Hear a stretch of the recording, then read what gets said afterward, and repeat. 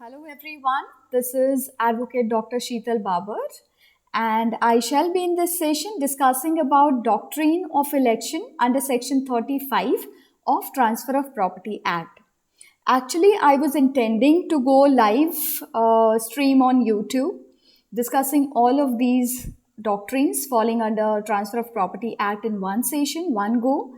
But due to weather as well as connectivity issues, I could not find it convenient, and hence now I have decided to go ahead with a series of lectures, one lecture with one doctrine. So we shall have series of lectures discussing doctrines, or rather significant doctrines under Transfer of Property Act.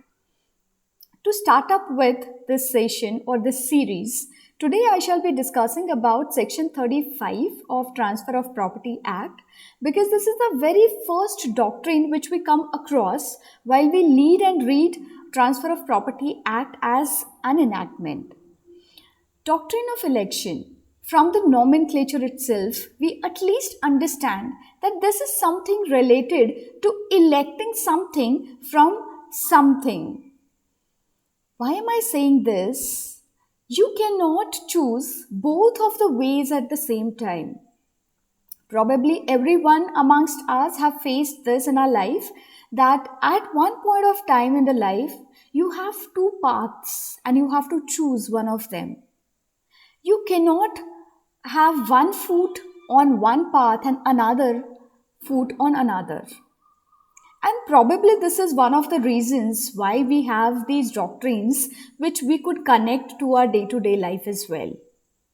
You cannot have both the paths because those are the parallel paths and you have to choose, or probably those are the paths which go apart from each other and you can only choose one.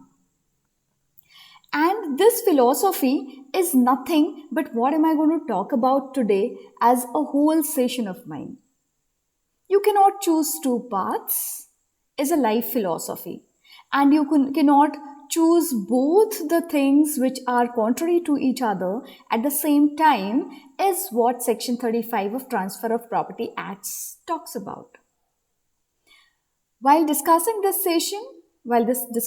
point, I shall be classifying my session into three parts. First, we shall just read what is section 35.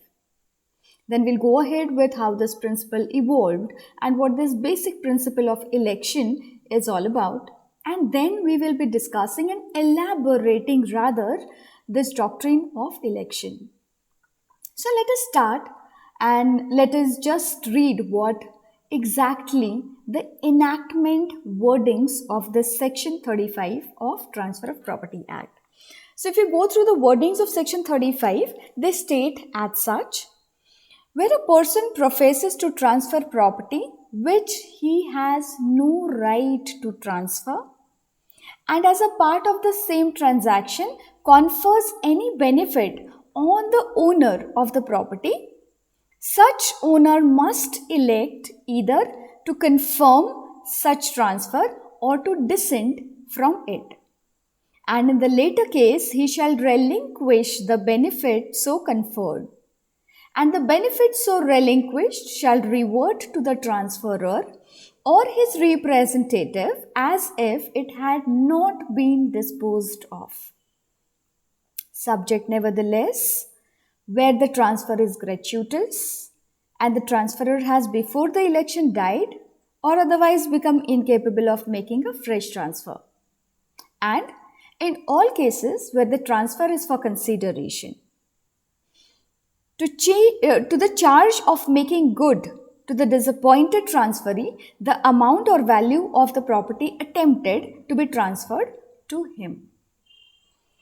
So when we go through the whole wordings of this section, it gives us too many ideas and too many scenarios.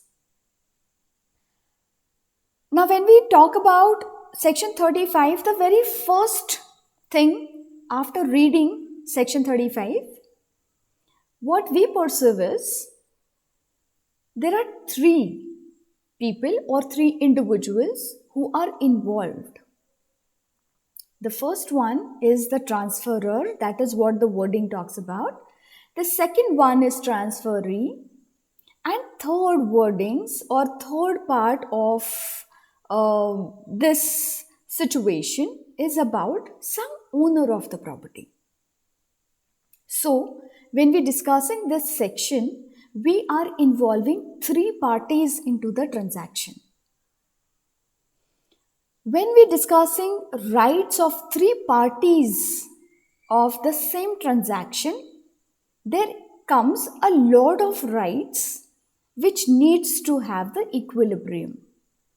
So before elaborating all the essentials of this section, we first will see what exactly the jurisprudence or philosophy of this section 35 is. Are there any basic principles on which this stands up, or it is based on some particular principles? To answer this, we would take a help of Cooper versus Cooper, a very landmark judgment wherein Lord Hathor has, in a sentence, described the very principle of section 35, or rather doctrine of election.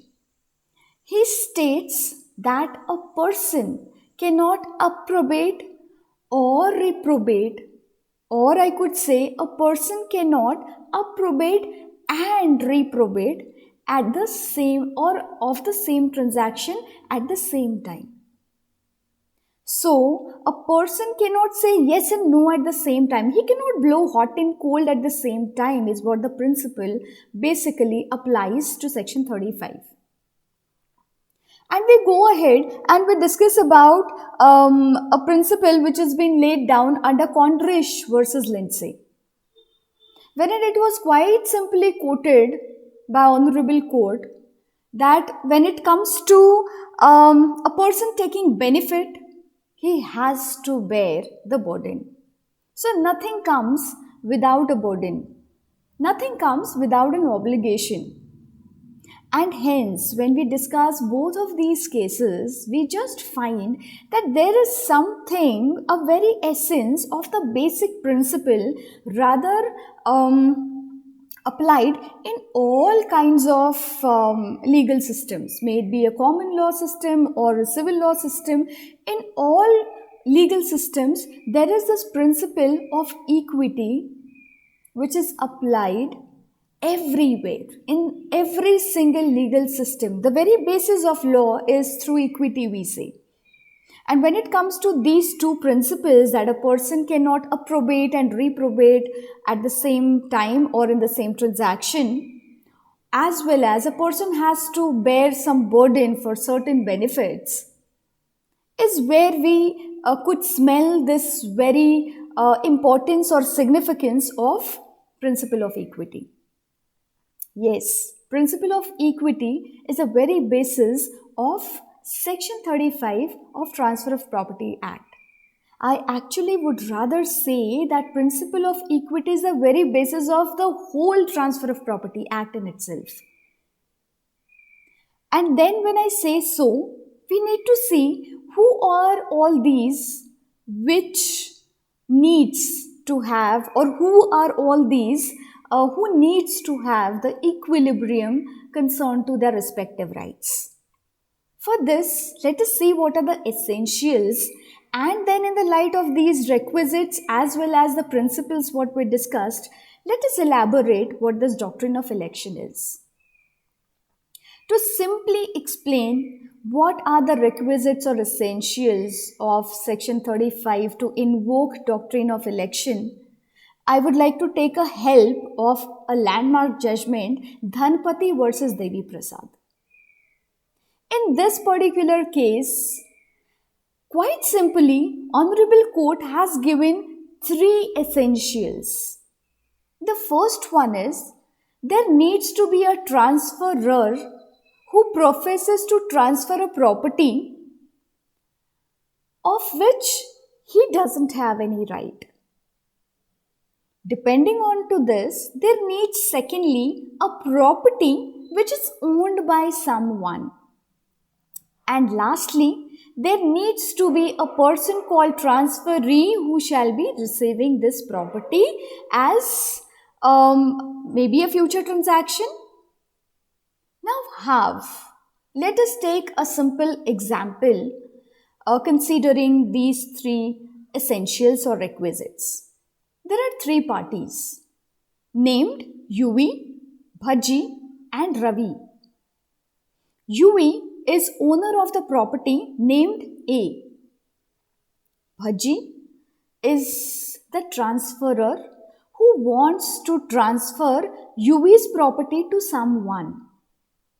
And this someone is transferee named in our illustration as Ravi. So see, there are three individuals: transferor, transferee, and owner of the property, which is the subject matter.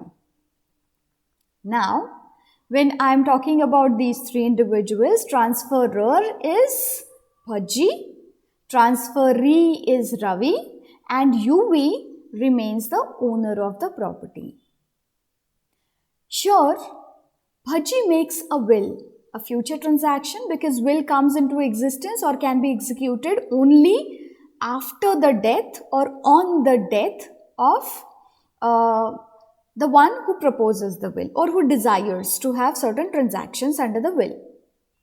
So, this will only come into existence after the death of Bhaji. So, Bhaji makes a will stating that Yuvi will transfer his property A to Ravi.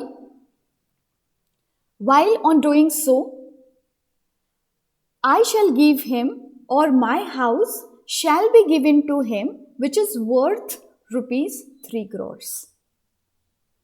Say Yuvi's property is worth rupees 1 crore. Now here, Yuvi has two options. He being owner of the property, he has to choose. Let me be very clear, when it comes to such kind of instrument, for example, will, Cooper versus Cooper is one of the very simplified answer for this, which clearly states when it comes to instruments like will, doctrine of election do have a role because it has to give a full effect to the will. Because of this election, because of this option available to the owner of the property, there can be full effect given to the will. So basic intention of this principle of doctrine of election is to give fullest effect to the instrument through which someone is proposing such kind of transactions. So when it comes to our illustration, it is quite clear that intention of the transferor or desire of the transferor is to transfer basically his own house to Yuvi, but for that, he first has to transfer his property A to Ravi.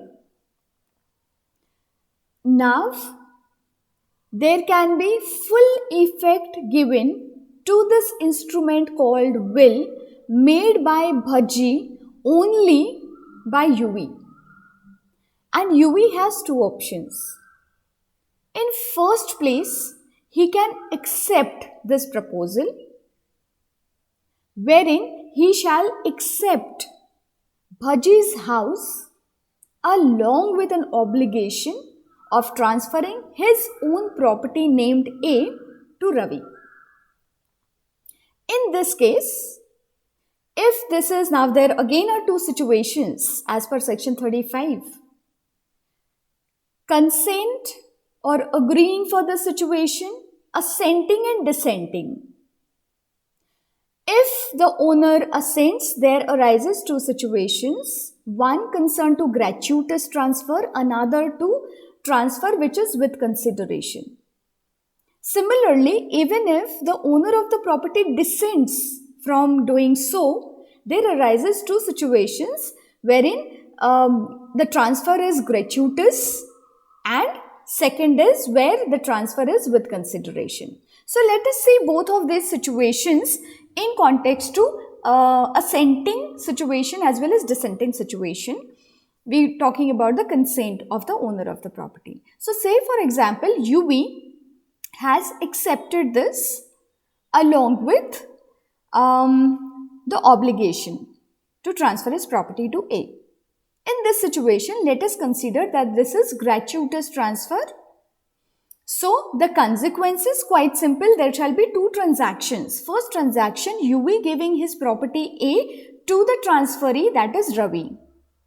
After which the house of Bhaji will be transferred to UV. So these are two transactions in case of gratuitous transfer.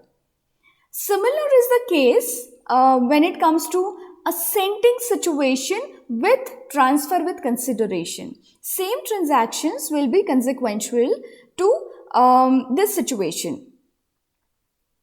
So when it comes to owner of the property giving consent or accepting the benefit as well as the obligation, there are two transactions under our first scenario.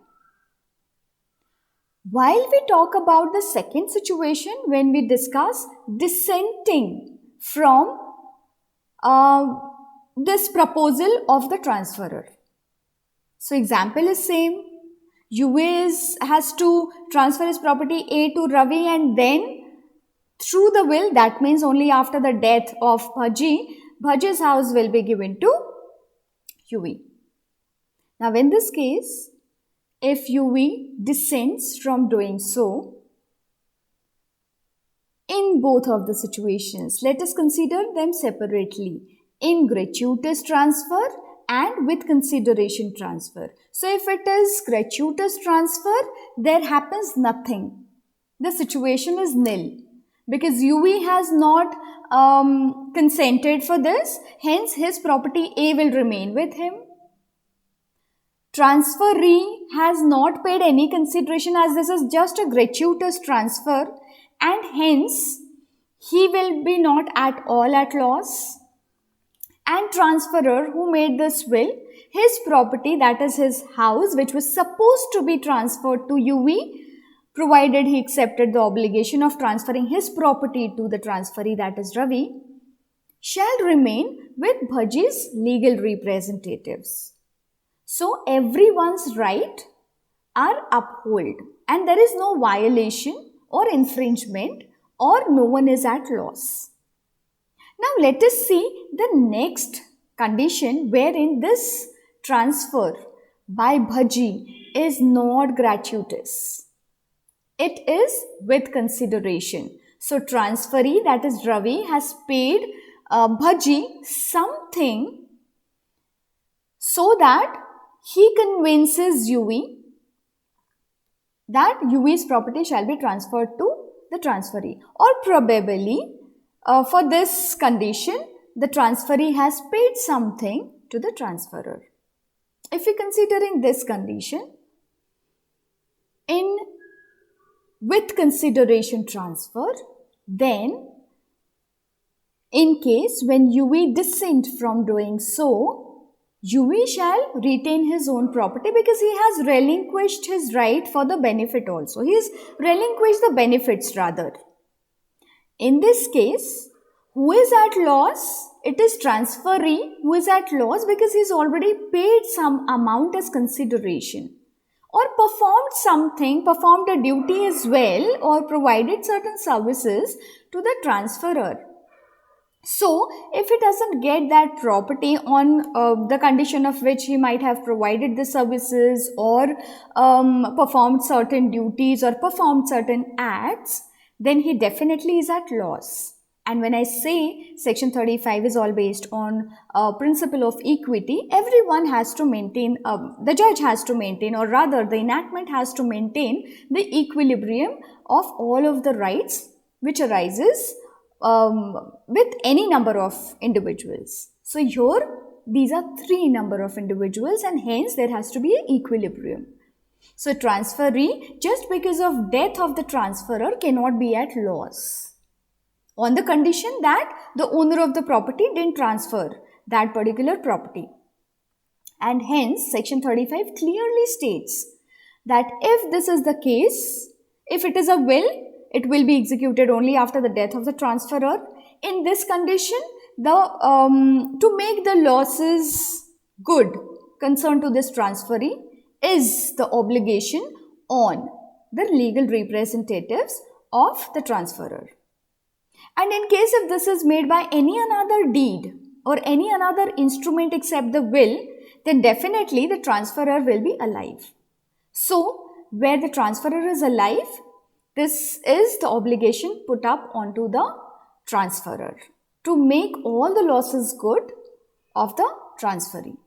And hence, this is how the whole scenario under Section 35 of Transfer of Property Act.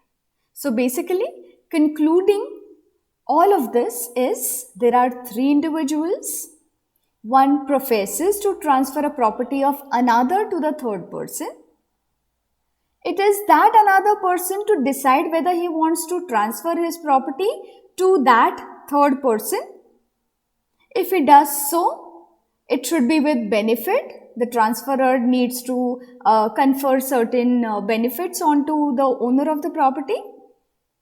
So he shall accept the benefits along with the obligation, or he has an option of dissenting from doing so. In that case, he has to relinquish all the benefits which are conferred by that transaction. But then, there's certain other mandates also. Section 35 does not apply in all of the situations where this is the condition.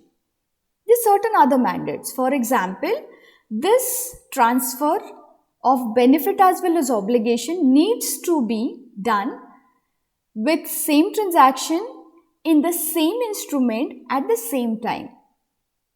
Say for example, the same illustration what we took, and with this illustration, Bhaji made a gift deed against UV separately that his outhouse or maybe a plot shall be transferred to UV on a certain date. That is definitely not a part of his will. So probably he wants to transfer that outhouse or a property, a land, a plot to UV while he is alive. And then when we talk about these two illustrations, the first illustration has benefit and obligations. The second example only has benefits. But just because the first illustration is UV has dissented from doing it, legal representatives cannot claim the outhouse or the property, that is the plot, stating as to he did not accept the obligation and hence benefits could not be his. Section 35 is not attracted here in case of only gift deed, because that is a separate document and there is no obligation in that separate document. While in the will, there comes obligation along with the benefit, or otherwise vice versa, we say benefit along with the obligation. And hence we say if there are two separate transactions, Section 35 doesn't apply. If it is through same transaction, same instrument to be executed at the same time, then we say Section 35 is attracted. Also, Section 35 is not attracted where such kind of benefits are indirectly conferred upon. So, due to one thing, there is another thing as an attachment. Say for example, easement. It is indirect right which comes along with a plot, for example, or right to way, right to light, any kind of an easement is an indirect right which approaches the transferor and that is transferred indirectly to the owner of the property, and similarly now that has to be transferred to the transferee. It's a chain. So here, when this right is indirectly put up or arises indirectly, Section 35 is not attracted. So these are certain exceptions to Section 35, the doctrine of election. The first one is when no same transactions or when different transactions and benefits imposed or conferred or contemplated by the transferor upon that owner of the property. in different transactions with different instruments, we say at different time, we say section 35 is not applicable, as well as when the rights arises indirectly and are not conferred directly by the transferor onto the owner of the property, section 35 cannot be attracted. So this is all what doctrine of election is all about. Simplifyingly, it is just a right of a person under Transfer of Property Act either to approbate something or to reprobate something. That person cannot approbate as well as reprobate something at the same time. So, benefit along with obligation is something what we conclude with for doctrine of election. This is all from my side for doctrine of election, section 35, Transfer of Property Act 1882. Thank you so much.